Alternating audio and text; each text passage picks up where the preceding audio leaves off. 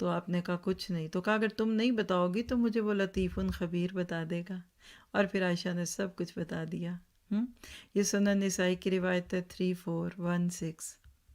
پھر اسی طرح سے الخبیر نگاہوں کو پا لینے والا ہے، کیسے؟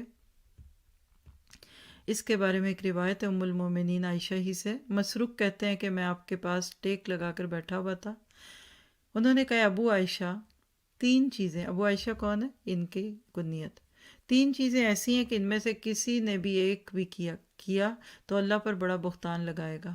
یعنی تین باتیں نہیں کرنی، کہے گا تو اللہ پہ بہتان لگائے گا۔ پہلی بات ہے کہ اللہ کے نبی نے معراج کی رات اللہ کو دیکھا ہے، یعنی یہ کہنا بہتان لگانا ہے، کیونکہ اللہ تو خود اپنے بارے میں فرماتا ہے کہ لا تدرکہ الابصار وہو یدرک الابصار وہو اللطیف الخبیر۔ تو گویا کہ اللہ کو کوئی نہیں دیکھ سکتا۔ یہ ترمذی کی روایت ہے 3068۔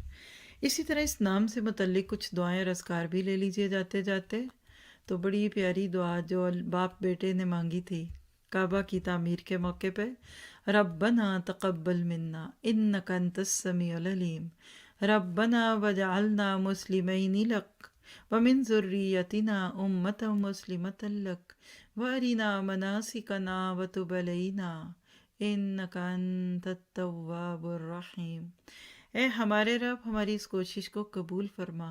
آپ بھی اپنے لیے کہیے، تو ہی ہماری دعاؤں کو سننے والا اور ہماری نیتوں کو جاننے والا ہے۔